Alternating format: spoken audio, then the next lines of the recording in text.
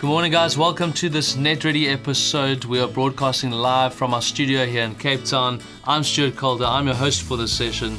Welcome. Thank you for choosing to dedicate your time to us. I have an immense pleasure of welcoming my guest, MLM expert and crowd favorite, Mr. Richard Slester. Crowd goes wild. How are you? Oh, no, good to see you. I'm glad that you managed to get a decent haircut for me. It's about time, This right? whole business of rocking up without a decent haircut, not good. What I have, Richard, is this, and that's what I got cut, is this little guy that just It's called an sticks out. aerial. It's my aerial. Yes, It's so my that little you can peacock. connect Wi-Fi wirelessly to what's going on. It's a pleasure because I'm providing it for the office, maybe. Exactly. There you go.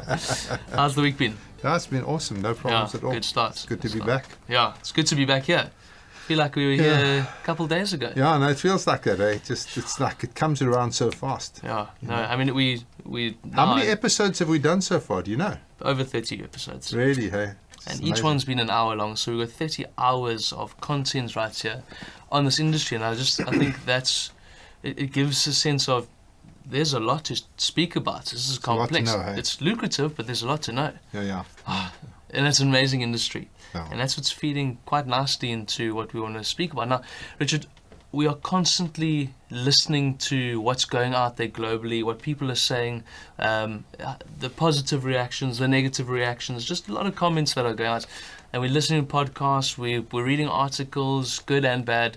And I think one of the things I wanted us to address in the session, and that's what we're going to get into, is that we want to speak about the 10 MLM hater comments. Okay, so we've gone out and we've found the general top 10 hater comments within the MLM space, and I want to highlight those 10 comments that I've got here. And if I can just go through that list, Okay. I'll run through them all, and then just Sorry, you're right. Please excuse me. I've had this COVID, as you know, almost a Yes. year ago. My chest is still not recovered from it. Eh? Yeah, it's horrible. So if I'm Okay. coughing here, please excuse me, guys. We will.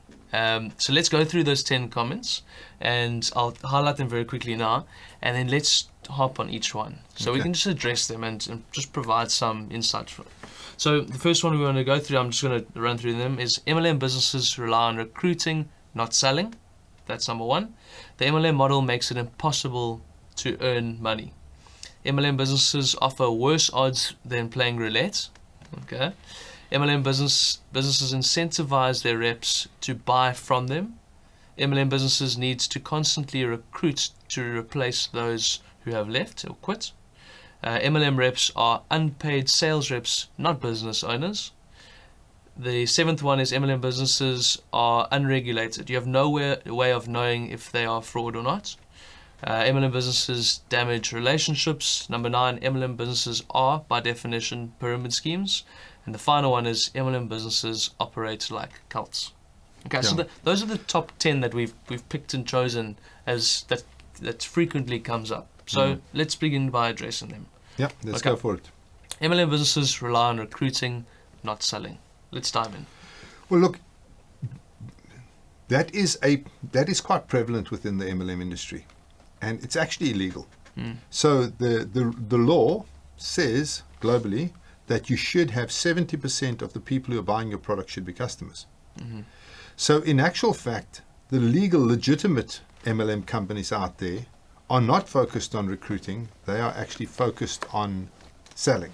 So if you take an Avon or a Tupperware, those two prime examples of good MLM companies that are out there doing the right thing, when you come into those companies, the first thing you're focused on is how to sell this product, how to present the product, how to have a party, how to go around, how to show the product to people, how to do makeup on them, and then how to get them to purchase from you. And then once you get them to purchase from you once, they teach you how to get those people to do repeat orders. Sure. Now, fundamentally, that's how multi-level marketing should be handled. The first step is you've got to learn how to sell the product, because if product is not sold, if customers are not there, you don't have a business. Right. So for me, one of the key things, and we tell our clients, is that you have to weight your compensation plan towards direct selling. So a person should be able to make a living, put food on their table and a roof over their heads purely by going out and finding customers. And so you'll see nowadays there's been a couple of landmark court cases, And that's what's led to the authorities putting in rules where you have to have a 70% client base. Yeah. And if you have that kind of company and you as an individual go out, buy the product and sell it as a profit, that in my book is as close to a micro business as you can possibly get. Yeah. You buy the product from somebody at a discount, you sell it to somebody else at a profit, you make the money in between. I don't know what other better way to describe it than that. For sure. So in my opinion, that is companies. If a company says to you that in order to make money, you have to recruit, and that's the only way you can make money from it, Yep. that is definitely a pyramid scheme. I would stay away from those completely. If a company says, hey, this is our product is awesome, people want to buy it, this is how you tell them about it, go out and sell it to them, then you have a business. Now, I'll take an example from my past. When we did Acorn Kids, the first thing we taught our people was how to do what we called a color workshop, Yes. where you would get 5 or 6 moms together, and I taught them how to make the sale. So you'd hand out the order forms in the beginning. You'd say to them, listen, while you're going through the demonstration, if you see anything you think your kids would like, just mark it down. At the end of it, we'll tote it up, and I'll make sure that you get your stock. Yeah. So before we got started, everybody had their order form. We would then demo the products. At the end of the demonstration, there would be a bunch of moms who'd bought some product. And I would personally, if I did a presentation like this with one of our dealers, we'd walk away with between 1,000 and 2,000 rands worth of sales. It's a lot of bubble bath, that, Sure. by the way. Yeah. So that would give you, that's how you would sell the product. And then there was, let's say, a 25% commission on that. So you do 1,000 rand sales, you get 250 rand in your back pocket. You do that 10 times in a month, 2,500 rand. Now, that's not a full-time living, but you only did 10 color workshops. Yeah. And if you get better, you're doing 2,000 rand, suddenly that pushes your income up to 4. Yeah. You know, so there is absolutely ways of creating an income through multi-level marketing if you focus your people on the right things. If you say to them, hey, you sign up 5, they sign up 5, they sign up 5, boom, you've got a pyramid scheme. And, you know, I would recommend that anybody out there who sees that as the way to make money should actually bullet that, take it out of their list. Don't join that company. Yeah. Well, sure. That, I mean, you do your due diligence, your DD on these businesses before joining. And if a business is telling you that the only way to make money is by recruiting people, just stay away. Yeah. And let's be honest. I mean, there's plenty of traditional businesses Yeah. who are doing things underhanded. That's not unique to the multi-level marketing space. So Yeah. there are MLM companies that are saying you must recruit, but that shouldn't be how it works. And so, you know, the haters are saying, oh, the only way you can make money is by recruiting. Well, that is not the truth. If you have a look at an Avon, 90% of their people, I don't know if it's 90%, but Yeah. the vast majority of their people are making money selling the product. They build up a customer base, the customers buy from them, they go around with their catalogs, they show the new products, the guys buy, and because the Avon products are so epic, the people buy over and over again. The repeat business is there. So I set you up as a customer. Once you understand the brand, once you understand the product, once you like the product, you buy from me over and over again. So I set up 20, 30, 50, 100 customers who then purchase from me on a regular basis. Yeah, and it's repeat purchases. It's also upselling on those purchases. And if your customers fall in love with the product and they want to then on-sell the product as well, they form part of your team. Well, this is a great way to sort of segue into that. If you want to build a team, Yes. then the best way to build a team is from customers, because we found that about 10% of your customers would be interested in selling as well. And so what would happen is that 10% now knows the product, they trust the brand, they like the brand. Now they say, hey, how can I get involved in doing this as well? You then sign those people up. They become extremely good salespeople for Yeah. you, and that's how you build your team. Yes. So my thing is always build your team out of customers, don't build your team out of recruiting. Yeah, I love that. Okay, let's go into the next So, one. I think what was the first one? So businesses rely on recruiting, not Okay, selling. so that answers that Yes. question, I think. Yeah, thanks for that. Okay, so the next one is the MLM model makes it impossible to earn money. Well, it's back to the same thing. Yeah. First of all, you need to teach your people how to sell the product. And people come in. Where the problem lies is in the companies say, they use this line, all you have to do is. Now, as soon as you use that line, the problem that you create is you create an expectation that you do nothing, you earn money. And that sets the person up out the blocks for failure. because they think, well, all I have to do is sign up 2 people, and they sign up 2 people, and you do 2, 4, 8, 16, 32, boom, buy a Porsche. It's the Porsche calculation. Yeah. Let me get in. But the reality is that you can only make money if people are selling. So step number 1, learn to sell the product. Step number 2, sell the product. Make sure that you're making money selling the product. Now we're making money from this. Now, if you're interested, try and convert some of your customers into salespeople and help them do the same thing, because that's where the money comes from. The small money comes from doing your own sales. The big money comes from running teams. But you can't run a team of people who are just running teams, who are running teams, who are running teams, because who's buying the product? Yeah. You know, if your network is the only people buying the product, you don't have a business. You have a pyramid. You're right. So again, peeling back on this thing, it's all about the messaging, creating the right expectation, and B, the training, teaching the guys to sell the product. Yeah. Because once you can sell the product and you can teach other people to sell the product, then you've got a business. You know, and initially you sell a little. Yeah. Then as you get better, you sell more. As you build up your client base, you sell even more. And eventually you sell enough volume to keep a roof over your head and food on the table. Yeah. I mean, if I compare it to something like a traditional business where, if I look at a sales team, so the sales manager could be incentivized to show leadership, training, management with his sales team.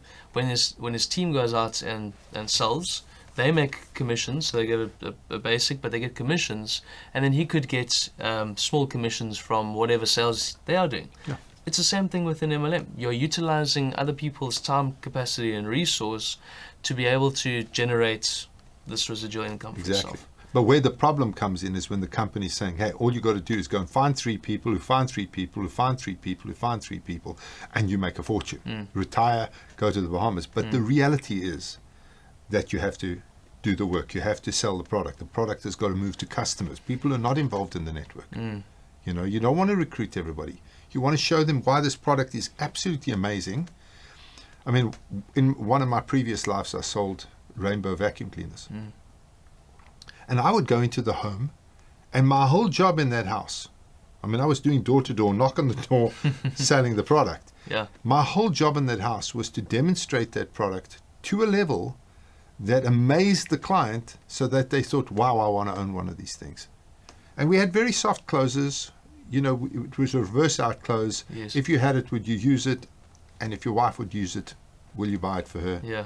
And we were in very traditional homes, so I don't want any haters telling me that it should have been the other way around. Yes. We'd close like that, and we'd just leave the people to make the decision. They'd make the decision, we'd sign them up. Now, the beauty is, every time I signed somebody up, I made commission. And I literally put food on my table and a roof over my head doing that. I then taught people to do it for me, and I ran a team. And that's when my money started to kick. Right. And by the time I left Rainbow, we had a huge team who were selling a lot of vacuum cleaners every month to customers. Yeah.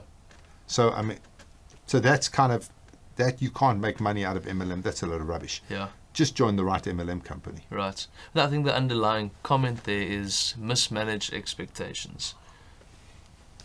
Earn a lot from doing a little. That's impossible. In no space, tradition or MLM, can that happen. And just, if I can just put a focus on that sales thing that you said just now.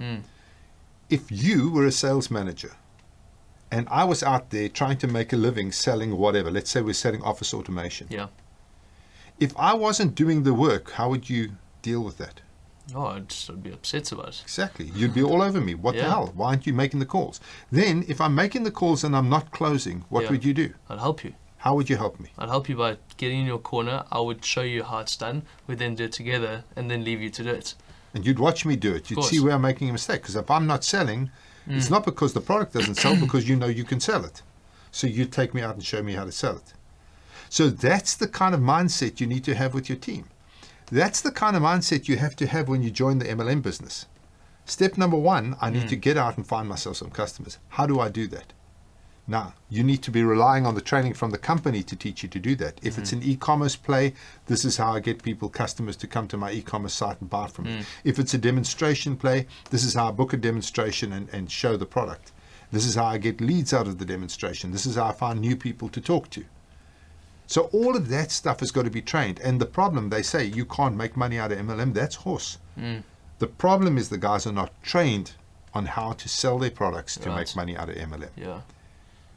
I mean, this goes into, excuse me, a whole nother conversation about training and how important it is. So it's mismanaged expectations and not being trained enough, and that's why people perceive this industry as not being able to make money within it. Yeah, exactly right.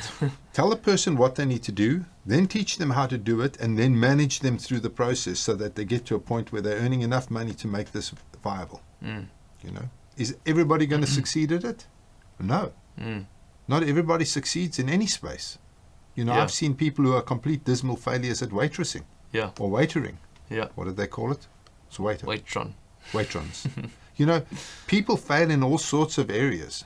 This is not unique in that. But a person should fail in spite of you, not because of you. Right. And the problem in the MLM space is there's too many people out there who are just throwing mud against the wall to see what sticks. Instead of taking somebody on, taking them under their wing, showing them how to do the job. And then once they know that that person can do it, let them go and manage them and see that they're doing the work to generate the income. Yeah. You know, that's how it should be done. And I think the reason that these haters are putting on that point is that it's not being done like that by a lot of companies. There's many companies who do it right. The Tupperwares of this world, the Avons of this world. And the Amways. Well, Amway's not so much. Amway's got an epic product, but if you have a look at their consumer base, it's primarily their network. So what happens is a person joins. There is a reason for that, because when a person joins Amway, they join Amway and they think, well, I'll become an agent to get the product at a discount. So a large percentage of Amway's members are actually just customers getting a discount. They're not actually joining the business to be in the business. They're joining the business to get the products cheaper. Yeah. And a lot of people do that. That skews the numbers quite badly within MLM, because the guys think, this is excellent. I can get in here. Doesn't cost me anything. So if it's an Amway or whatever, and it costs me very little to get in, then what I do is I get in. I'll pretend to be a salesperson just so that I can get the products cheaper. Now, that's one of the reasons why in our businesses we sell a starter kit, because we want to fund the training we need to give the person, and we have an administration fee. And the reason I do that is to prevent customers from becoming IBOs to get a discount. That way, when a customer makes a purchase, they purchase from an IBO, and I can pay the retail commission out. Right. Yes. And if this IBO is doing a lot of volume, I can pay them very big retail commission. And if they're doing just a little, I'll pay them a little retail commission. So, but that customer is now highly defined as a customer. And this guy, he's paying to be part of this network on a monthly basis. Obviously, he expects us to train him, expects us to work with him or her, and make sure that they know what's going on in the business. And obviously, that's what, in my opinion, makes the difference. That creates that retail commission to customers. Right. You want the product, you buy it at full retail from me, I make retail commission for selling it to you. Again, going back to, you can make money in MLM. Yeah. And I mean, you know, I mentioned the whole training component there. If let's say I had no experience within network marketing and I joined a company, I would throw them out against the wall and see what sticks. That's exactly what I do. Because you're not trained. Because I'm not trained. I But don't know. also your expectation is, all you have to do is. Yes, and then I'll just contact my deadbeat uncle or my friend, family and neighbor's dog and see if they would like to purchase these products. But Exactly. if I'm given training and strategy in which to go out and find my customers, upsell customers, create customer loyalty, and then recruit them into the business because they know, trust and like the product and they want to on-sell. That's one of the things is, and I've been looking at the numbers, some of the companies who we've been involved with who are heavily into direct selling, in other words, where you sit down, demonstrate the product, they've been the ones that have taken a bit of knock during COVID. So you can see the companies in our business where it's just recruit, and you can see the businesses that are focused on sales, because the businesses are focused on sales, that's a belly-to-belly operation, and you can see a dip in their turnover. Yeah. Whereas the businesses that just recruiting, you know, their income is just climbing, Yeah. but not necessarily, you know, their churn rate will be high because they're bringing people in and they're going and, yeah. I mean, I saw stats yesterday about this Brazilian cosmetics company this year, 2021. they increased turnover by 97%. Crazy, And eh? they push products first and foremost. Oh, Product really, sales, hey? product sales. So but they're doing it. I think you mentioned they're doing it a lot on using e-commerce and their replicated websites and things. Yeah. Yeah, they are. Okay, let's get into the third one, which is MLM businesses offer worse odds than playing roulette. Well, I can understand that comment, because if you get into an MLM business and your expectation is all I've got to do is sign up 5 people who sign up 5 people who sign up 5 people who sign up 5 people, well, that chain is never going to happen. Yeah. Because what are the chances of you finding those 5 people who will each sign up 5 people, and they find 5 people who will each sign up 5 people? The Not chances likely. of that are 0 to nothing. Yeah. You know, the guys who build these big networks, they're very skilled, eh? They go out, they find the right people, they train those people properly. They get those people selling the product. Then they utilize those people to build a small sales team, and they build on the back of that, and they build up their business, and it takes years. It's not a case of just like one day you're doing nothing, the next day you're earning $200,000 a month. You know? So, yeah. So, I think I like to draw comparisons with traditional business because that's what people understand and they relate to. Okay. So if I think of a traditional business and the the positions available, not everyone can be a director. Not everyone can be a CEO of a company. There are just those people that are the hard workers, the employees, the junior managers, or just the managers. And in the MLM space, it's the same thing. Some people aren't as skilled or skilled enough to reach a top rank CEO level position. no. And that's just the reality of how the world works. Yeah, and they might be great at selling the product. And if you have a look in a normal business, you can have a situation where you've got people in your company who are useless. Yeah. Unfortunately, when you've got a company, especially in this country, you cannot get rid of useless people. You're stuck with them. And so within the MLM space, of course, useless fails, and they fail right out the business. Right. You know, Right. so, but again, it should happen in spite of you, not because of you. Yeah. Okay. Cool. MLM, number 4, MLM businesses incentivize their reps to buy from them. Look, let me put it this way. If you worked for Tesla, and Tesla said, listen, we're going to give you a 25% discount if you drive a Tesla, would you go and drive a Ford? No, No. of course not. Well, the first thing is that you want to drive a Tesla because it is a very compelling product. You have a look at that Tesla, you think to yourself, wow, who wouldn't want to own this? And if the company says to you, well, look, if you go out and buy this car, we're going to give you a discount. We're going to incentivize you for driving our car rather than driving the opposition's car. And they tell you why that car is absolutely epic and excellent and amazing and awesome. And then you drive the car and you think, wow, this is epic and amazing and awesome and excellent. Then I don't see a problem with that. Why would the company not incentivize you to use their products? It would be stupid. So, you know, that's a straw man argument as far as I'm concerned. It's a waste of time, waste of breath. Yeah. I mean, of course the company wants you to buy their product. Yeah. Why wouldn't they? Yeah. And as a matter of fact, if you're selling their product and you are not using it yourself, then you obviously don't believe in it. Right. Leave the company and go and join someone where you can believe in the product. Yeah. You with me? Of course. So, If I'm a salesperson in a traditional business and I'm selling a product that I just do not believe in, am I not a con artist? Well, exactly right. In the MLM space, there's no difference. No. You still, if you don't believe in the product that you're selling, Yeah. why are you selling it? Yeah, I mean, I went the other day. We were looking for a car. So we were looking to see what car we bought. We landed up buying a Nissan.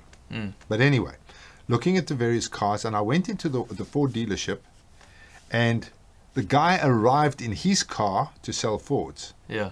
and he was driving a Mazda. I mean, Now, my first instinct was, yeah. you don't even believe in your product enough to drive your own product. You're driving a Mazda.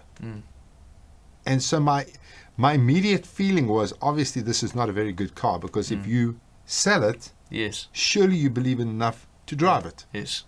And I'm sure there's nothing wrong with Mazdas, don't Of get me course. wrong. Yeah. But I didn't buy a Ford. Yeah. You with me? Yeah. You find the Nissan guy selling you Nissan but car he was driving a Nissan as well. Yeah. Yeah. So it's just an interesting thing. So, you know, so again, I mean, we can get into an hour's conversation around this, but what company wouldn't expect or encourage or incentivize their reps to buy their products? Sure. Exactly. A stupid argument. Yeah. Moving on. Okay, let's move on. Tick that one off the box. Point number 5 is MLM businesses need to constantly recruit to replace those who quit. Look, that is true. That is true. And I can tell you right now, if you have a look at the churn rate in something like, let's take insurance brokers, have a look at their churn rate, or office automation salespeople, Right. or any of those kind of companies. Now, in those companies, people are being paid a salary to stop them from leaving. And the guy's got to now go and find another job where somebody else will pay him a salary to leave. Yeah. And yet they have a very high churn rate in those industries. And the reason they have a high churn rate is twofold. One, it's not easy. It's not easy. I mean, sales is quite a difficult business to be in, full stop. Yeah. And number two, obviously the guys come in with an expectation that's unrealistic. I know that Ryan went into, when he was a kid, he just out of school, he went into one of these office automation places to get a job. Yeah. And the salary they promised them was just crazy. I said, Ryan, what do you have to do to earn that much money? When he explained to me what he had to earn, I said, well, the chances of you earning that are zero. Right. Yeah. So they were painting, and that's normal business, that's traditional business, okay? So they were painting this incredible picture of how much money you could earn in a traditional business selling that office automation. You with me? Yeah. Yeah. So it seems to me that, and you going back to comparing this with traditional businesses, I mean, it's no different wherever you go. Just read what was the hater comment? It says you need to constantly recruit to replace those that quit. And so in their space, the people get the wrong expectation. Yeah. They find that they don't need, and then they churn out the business. Yeah. Now in MLM, you're not even paying the person to be there. They're volunteers. They say, hey, what does it cost me to get in? $60 or $20 or $50, $100, okay? So they pay their $100 and they give it a punt. They treat it like roulette. Yes. They treat it like it's a gamble. And then it doesn't work and they leave. Well, Yeah. there's two reasons for that. You didn't train them properly. You didn't set the right expectation. Yeah. If that's what the guy thought, Yes. shouldn't have signed up in the first place. If that's where they are, why are you getting into the business in the first place? This is not a gamble. It's a business that you need to work at. You work hard at Yeah. it.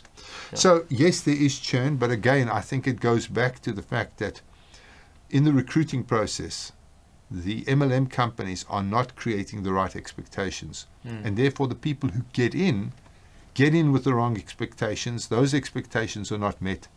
They resign, and you need to replace them. Hell, it would be much easier to just, when they came in, put the effort into training Well, them. of course. Exactly that. Educate them, provide them with strategies, train them enough so that they can go out and do the business. They want to work hard. These guys come into the business and just don't go, I'm going to sit back and relax, if expectations are managed. And when they get into the business, they go, please, I've just paid you a starter kit fee, $60.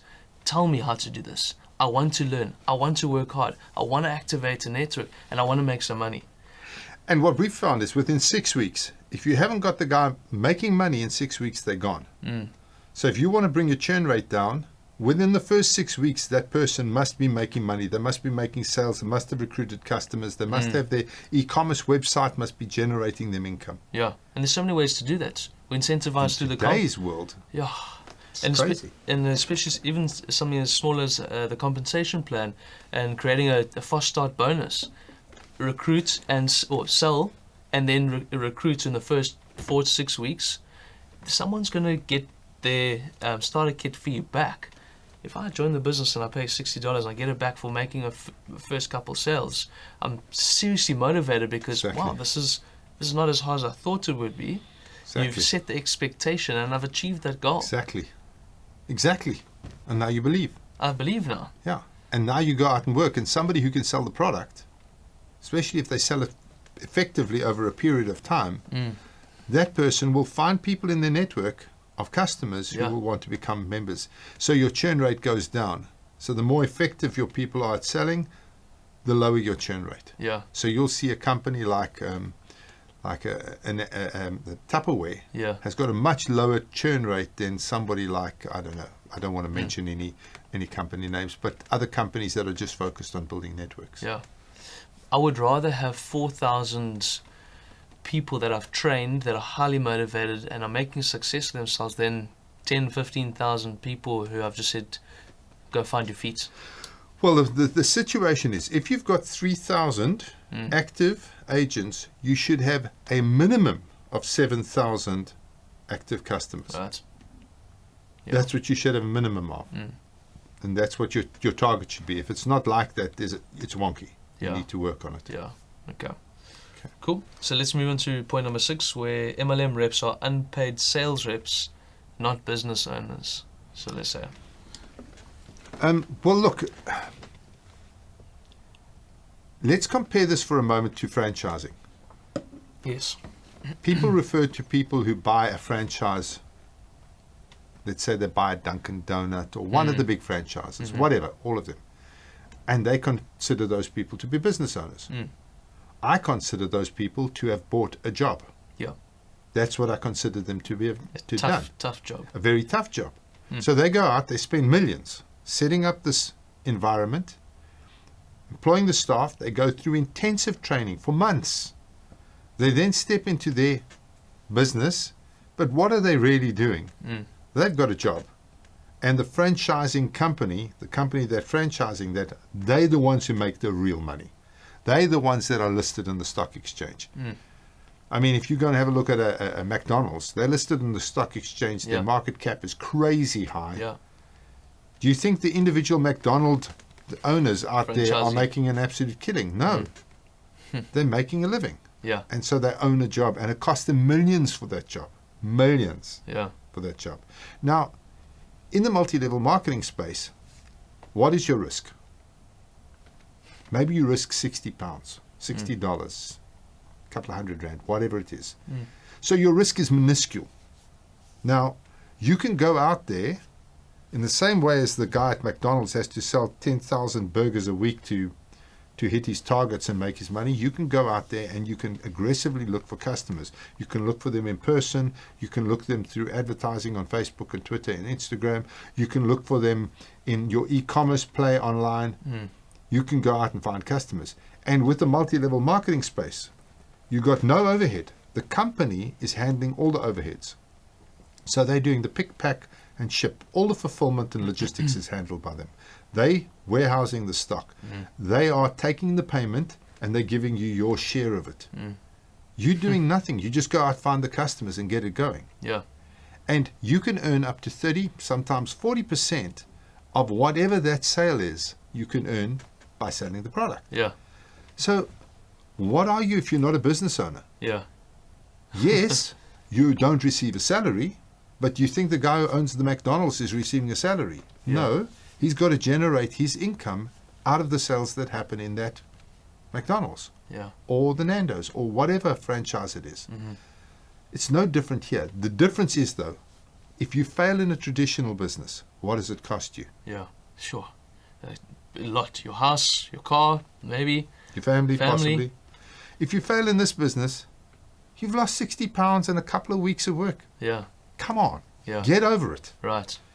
If you push in this business, if you focus on sales, if you focus on your e-commerce platform, if you read the books related to e-commerce, if you tap into your upline to find out how best to use your e-commerce platform, how best to present the product, how best to demonstrate the product, how to find prospects, if you go out and learn how to do your business properly, you can succeed. I can tell you the vast majority of people do not succeed because they don't put in the effort. Yeah. And that's fine. Sure. You know, it's the 80-20 rule. 80% of the people do nothing, Yeah. earn nothing. Yeah. That's the way it goes. I mean, I love the risk comparison there. The other thing I wanted to mention was you said the 30 to 40% on for retail that you can get back within MLM. Now, let's compare traditional business. Let's use office automation, and you as a office automation retailer is receiving a product at 30% on your wholesale price. Well, take music stores, because Yes. that's the one I know about. Okay, cool. So Yeah. I'm a dealer for a company that supplies musical Yes. equipment, because we've got Okay, the this is good. studio Yeah. and we supply stuff to our clients and blah, blah, blah, blah. So they give us a 40% discount Yeah. on the product. So if the product's selling for $1,000, Yes. we buy it for $600. Yeah, which is now sounding like a multi-level marketing. for Well, that's retail. the retail part of it. Okay. Now, the problem is, though, that I can't sell this thing for $1,000 to the client, because everybody is so cutthroat. There's a race to the bottom in terms of trying to get the client. So I'll end up not being able to sell it for $1,000. I can only sell it for $660. Yeah. So instead of making 40%, I make 10%. So I'm getting this tiny, minuscule little profit Yeah. because I'm in a war with every single person out there who's selling musical equipment. Right. But what you also have to do, you have to have office premises. You have to have staff. You have to have all the equipment. You have to have everything, this full infrastructure. And you've probably taken out a loan from the bank and you've put it up against your house or your car. And there's serious risk involved there for a very small margin. Exactly. Now within MLM, you're paying £60. This full business infrastructure set up for you, providing you with an e-commerce platform and a back office to And run. you're not competing with anybody else, because everybody's selling the product at the same price. And you're making 30 to 40%. So once the client is yours, they're locked to you. Every time they purchase from you, you'll be getting anything from, look, normally it starts at around 10%, and there's a sliding scale that as you sell more product, it goes up to 30%. So Yeah. let's take it between 10 and 30. Yeah. As your volumes go up, you're earning 30%. But the issue is that there's no risk involved. Yeah. You know, you just have to put the effort in. Now, if you don't put the effort in, fine. Sure. So the question was that people are unpaid salespeople. No, they're commission-only salespeople. Big difference. And when I was in the vacuum cleaner business, there was, back in the day, there was two options we could do. We could have a low commission and a basic salary. They would set our targets for us. Every day we'd have to do 5 demos. Or, own boss, you buy your own vacuum cleaner to do your demos with, work when you like, but your commission structure was massive. Well, for me, it was a no-brainer. Yeah. Why on earth, if I believe that I can do this, why would I take a basic salary rather than a massive commission? Yeah. So I knocked the commission, the salary out the door, worked on a high commission, it was about 30% I think at the time, went out and just sold vacuum cleaners. Yeah. And of course, because I was making a nice big commission, I was earning good money. Yeah. So being a commission-only salesperson, it's not a bad thing, Yeah. especially if you're getting the kind of margins that most MLM companies give to the retail side of their business. Yeah. As I say, anything between 10 and 30% depending on your volume. Hell, get up Sure. in the morning, Yeah. get out there. Start making some sales. Yeah, and if you're not getting a salary, then you earn what you are worth. Yeah. And if you earn nothing, Yeah. You're worth. exactly. Yeah. To that business. I'm not saying you're worthless Sure. as a human being, but to the company, if you earn nothing, that's because you're not selling anything. And if you're not selling anything either, you're not properly trained or you're not doing the work. Those are the only two scenarios. Right. Or you've got a crummy product, in which case, stop that business. Yes. Find a business that's got a great product. Need to be able to believe in the product. Okay. Cool. Lovely. Okay, point number 7. MLM businesses are unregulated. You have no way of knowing if they are fraud. Well, they are no more or less regulated than any other business that you walk into down the main street. Yes. Okay. So how do you know that when you walk into a Crazy Store, or any other store for that matter? I'm not picking on Crazy Store, but Yeah. how do you know that what you're buying is actually what they're selling? You walk in, buy jewelry. How do you know that they say it's 9-carat gold? How do you know that it Yeah. is? Yeah. You don't. Yeah. You know, you have to have some faith here. But all companies, including multi-level marketing, have a set of governing rules that you can't breach. And if you do, you get yourself into trouble.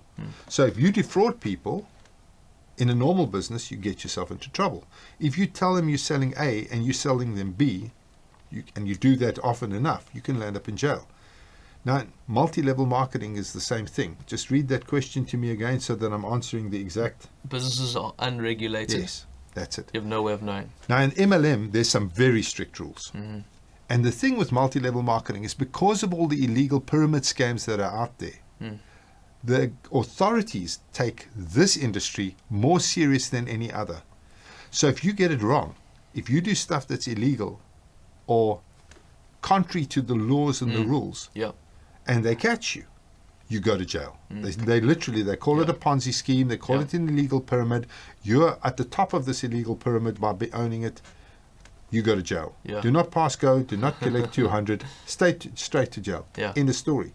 So although the business traditionally is not regulated, it's no different to any other business, but you need, as if you are running one of these companies, you need to understand what makes these things illegal, and you need to make sure you steer clear of it. If you are joining a multi-level marketing business, you need to understand what makes these businesses illegal, and you need to stay clear of the ones that are doing something unethical, illegal. And so I'm not saying that there aren't a lot of businesses out there doing something Sure. scaly. Yes. And the problem with the multi-level marketing structure is it's so powerful that companies have made successes without even having a decent product. So, Or even a product. or even a product. And that's where the industry has got its bad name from. Yeah. But again, you need to start off by saying, okay, I need a product I can relate to, that I love, that I can tell people about without feeling uncomfortable. Sorry. Once I find that, and I know that the value offering is there, then everything else is in place. Yeah. You know, then I don't have to worry about the regulations because I've done my due diligence. This is a legitimate company. I can make money just selling the product. I love the product, and then I can build a little team and make money from that. And possibly, for those unique few, I can build a massive team and make a lot of money. Yeah. Yeah. I mean, you mentioned the severity around this industry, and I mean, if is it government that says Government gets Okay. involved. So yeah. they say we In South Africa, it's the suspect- DTA, Department of Trade and Industries. In Yes. different countries, there's different organizations who actually police Yes. the MLM industry. Yeah. So, and they can if they sense or smell something schemy going on, they shut you down straight away. Yeah. And then they investigate you. Yes. And if they investigate you to find that everything is above board and it's your illegal MLM business, well, then they turn you back on. But at that point, that's 6 to 12 months down the line. Well, your and business is gone it's by done. Your network's lost faith and it's gone. So the governing rules for something like MLM are very strict. then. Much stricter than almost any other industry. So the regulation, I mean, this comment is just, the more you speak and the more absurd it becomes. And there's even... Well, it's not regulated. So if you are in, for example, insurance, Yeah. it's heavily regulated. Yeah. You need to have special licenses to be able to sell. You need to do all sorts of stuff. In order to sell an insurance policy, Yeah. it's a highly regulated industry. Yeah. If you're in banking, that's a highly regulated industry. So, you know, there are regulated industries out there. You know, the FAA, if you're in any kind of aviation, Yeah. regulated to the moon and back. Multi-level marketing is treated like more of a traditional business. Yeah. Because what you're doing is you're selling this product at a profit to a customer. It's a route to market. And it's not much different from setting it up in a store or a warehouse or an e-commerce platform or whatever. You're selling a product to a client for a profit. So what regulations should be in there? What they do, though, is they have laws governing it. So it's not regulated, but there are governing laws. And so they say you cannot have more than less than 70% of your customers being customers, that you can't only rely on recruiting. There must be a way for people to make money without recruiting a single person. Yeah. There's a whole pile of rules. Breach those rules, and you do stand to go to jail. Yeah. You know, so, and they don't stuff around there. Overseas, it's somewhere like the US, it's obviously a little bit harder to land up physically in jail doing this because the way their legal system works. But in South Africa, much easier. Yeah. You know, you go to court, you don't have a jury. Yeah. A judge says you are doing something that you shouldn't be doing. 5 years, off you go, and we'll talk to you in 5 years' time. Yeah. You know, here, don't screw around with it because you can get yourself into a lot of trouble. Yeah. We don't want to visit any clients in jail. No. That's the last place for us. Well, we don't take clients on who.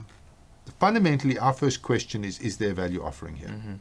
It's the first question. Second of all, if the person sells it, do they make commission? Can they make a living just selling the product? Yeah. If we can't answer yes to those two questions, we don't take the client on in the very first place. Those two things have to be satisfied because it needs to be a legitimate business opportunity, Yep. not some sort of pyramid scam. Yeah. What's next? Okay. How are we doing so far? Number 8. Number 8 already. There we go. Jeez. MLM businesses damage relationships. Look, that is a real problem in our space. And I couldn't agree with this particular comment more. And I think one of the problems is that the companies encourage you to hit your family up. Your inner circle. Yeah. And you know something? Just imagine you starting a restaurant. Now, you might invite your family to the restaurant, but I promise you, the people you care about and love the most, you get them down there, the meal is on the house. Yeah. You don't hit them up to make them buy the meal from you so that you can keep your restaurant running. Yeah. You are going to make your money from getting thousands of customers outside of your family. Sure. If you're trying to just make a living straight from your family, well, that's crazy. So the first thing is, and this is for people who are joining MLM companies, stay away from your family. Go and find customers who aren't your family. If you don't know how to find customers who aren't your family, there's 1,000 books on prospecting. Just go and read some books on prospecting. There's podcasts on prospecting.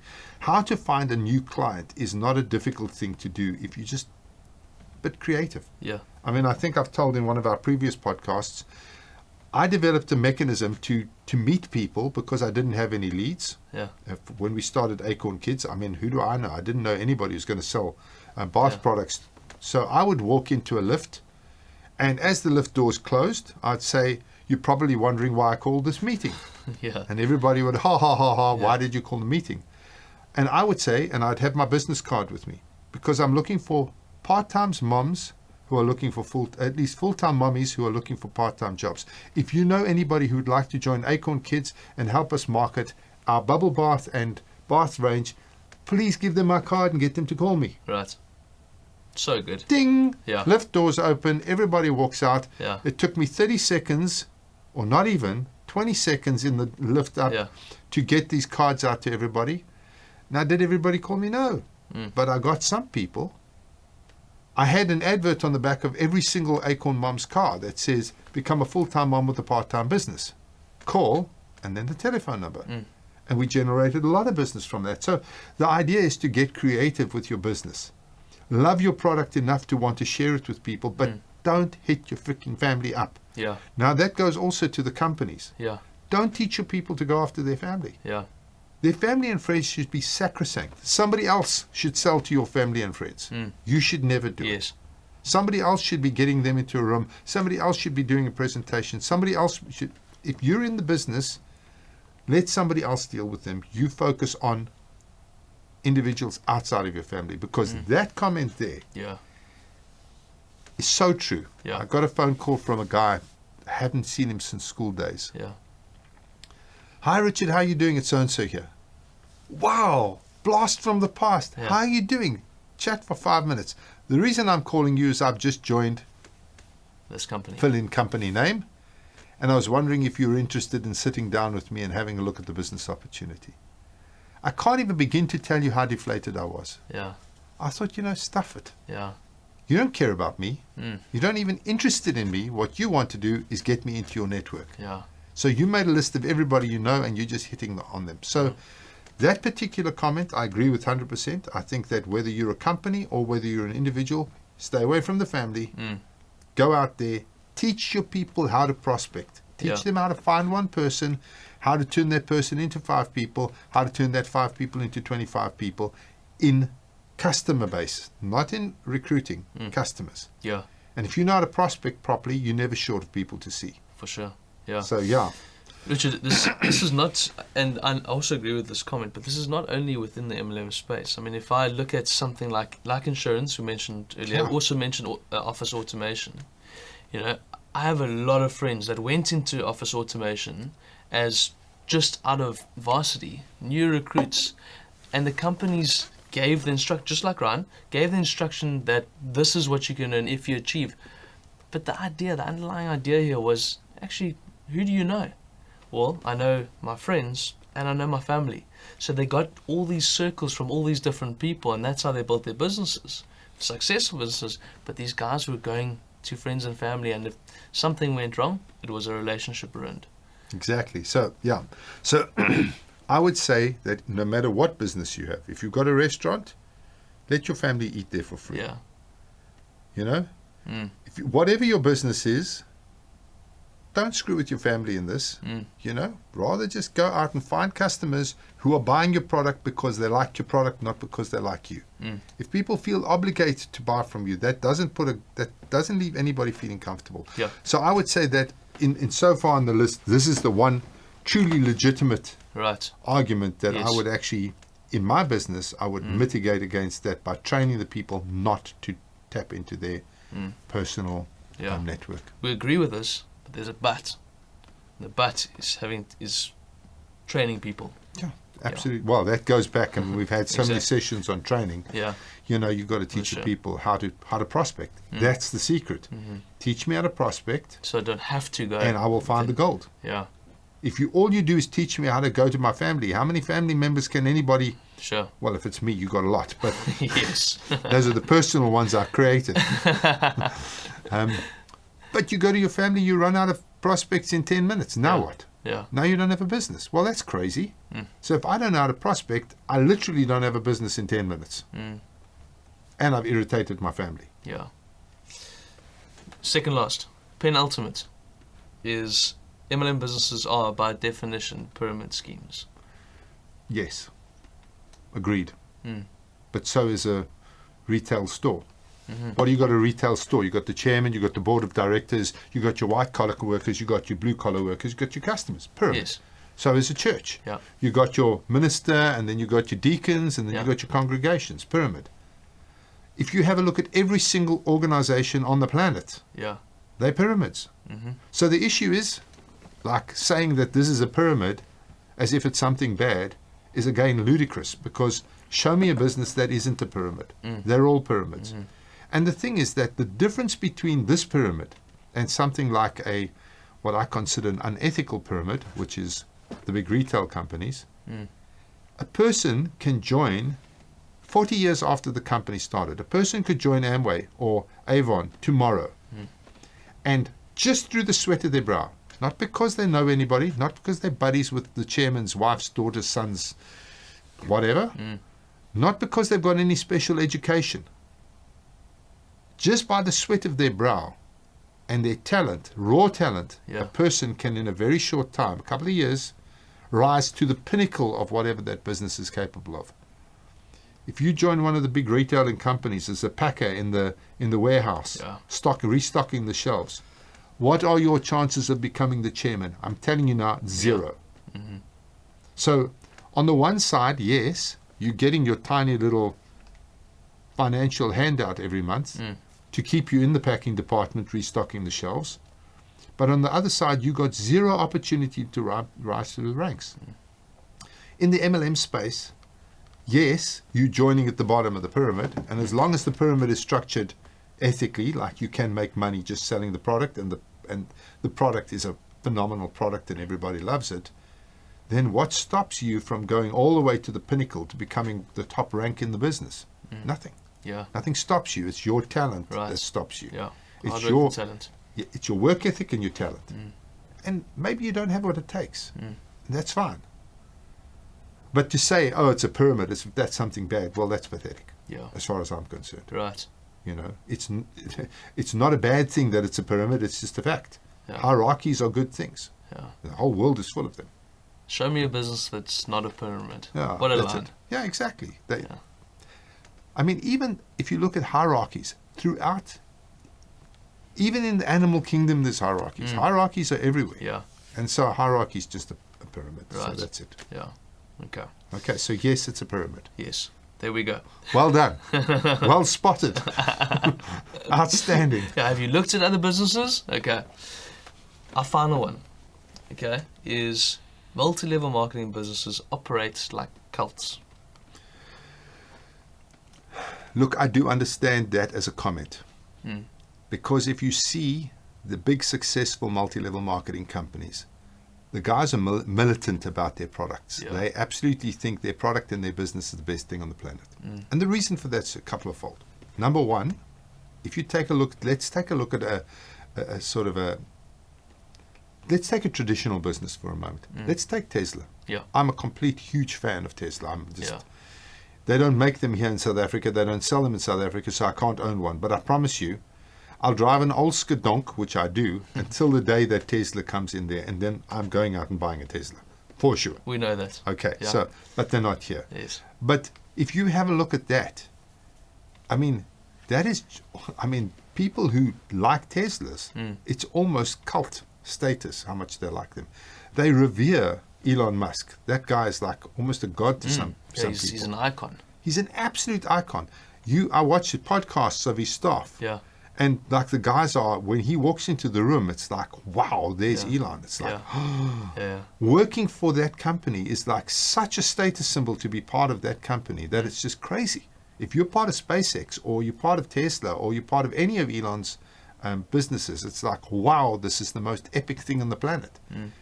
Now, that is as close to almost a religion as you can get. Look at Apple. Yeah.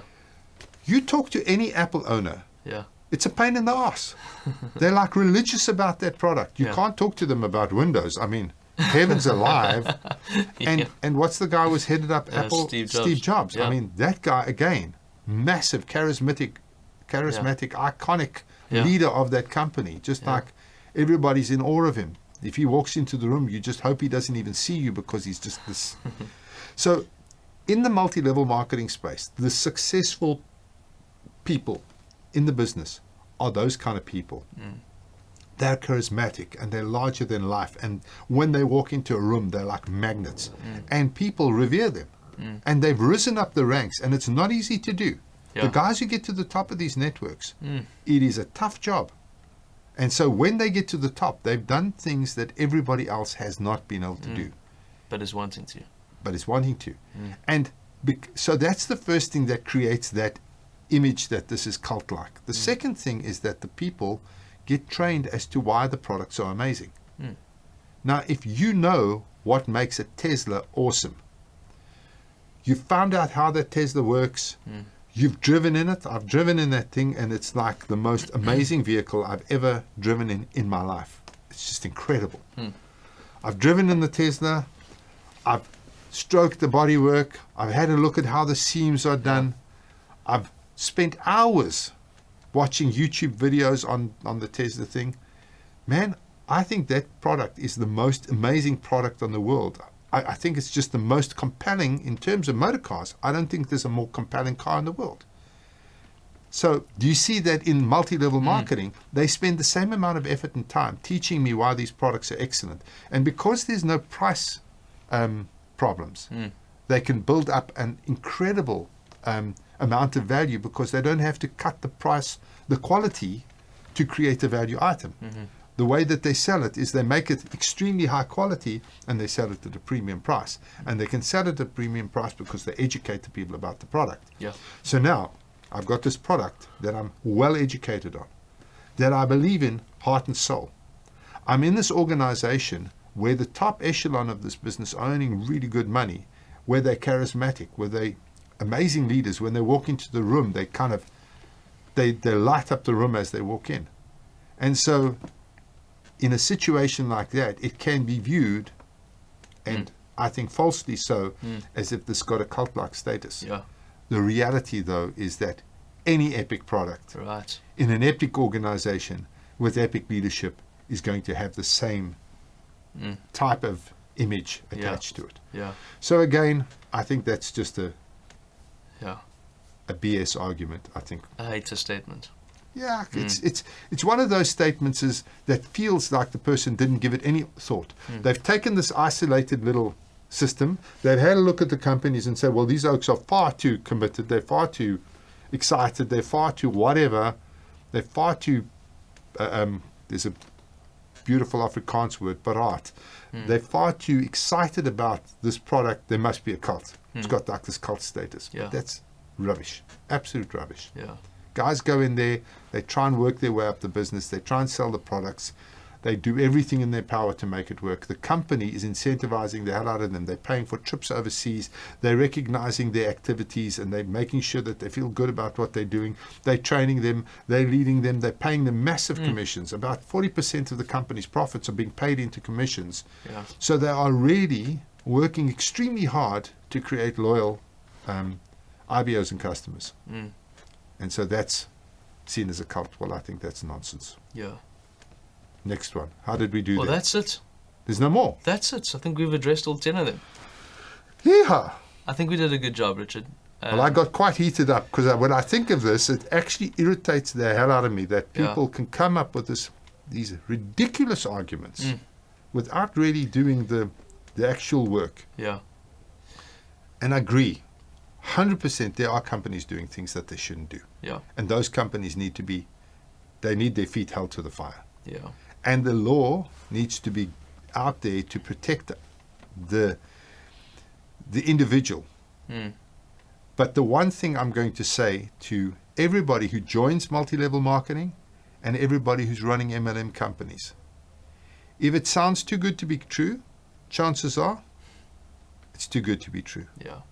If the people are making wild claims, chances are they're lying. Yeah. The fundamentals of this business is I buy a product at a discount, I sell it at a profit, I make a profit. That's the fundamentals of this business. And if that is not in place, then steer away from it. That would be my kind of closing comment on this. Brilliant, Richard. Thank you so much. We're on the hour mark right now. So What? Done a good job. Time just These flies things like this. I can't believe it. Every time we do one of these things, I think, are we going to be able to talk for a whole hour on this? No. Wham! And Hour down the line. We come up with content, subject contents like this. What are we going to talk about next week? Okay. Let's talk about this. Yeah. Here are the points. And because we are doing all this research on the industry all the time, we have all this experience with it within the space. So, I mean, it's a pleasure sitting and listening to you. I say this all the time, but thank you for your time and dedicating it to I everyone. just want to make one more comment before we're out there. So if anybody out there is in the space and you're a trainer or you run a multi-level marketing company or or you a specialist in any area of the MLM space and you'd like to actually join us on our podcast to talk about what you do and how you can help us in the industry, we'd love to hear from you. Won't you give us a shout? You can just go onto our website, go onto the Netready website, just leave your details on the Netready website and we'll get hold of you and definitely chat with you about having you on our system, on our podcast. We'd love that. I mean, we're creating so much content around this industry, and the more great minds we have, the more creativity we have around this industry, it's only going to benefit everyone else. So to echo what you said, please get into contact with us. We'd love to hear from you. But from me, Richard, thank you so much. Okay, my friend. I appreciate it. I'm your host, Stuart Calder. Thank you so much for joining us and choosing to dedicate your time to us at Netready. I hope this session has been informative. Please follow us on our social channels, which is Facebook, LinkedIn, YouTube. We've got a YouTube channel called Netready MLM. Please hit the little bell so each time we upload comments, you're going to get the notification. Also listen to us on our podcast. It's been a pleasure having you here. Enjoy the rest of the week. Cheers.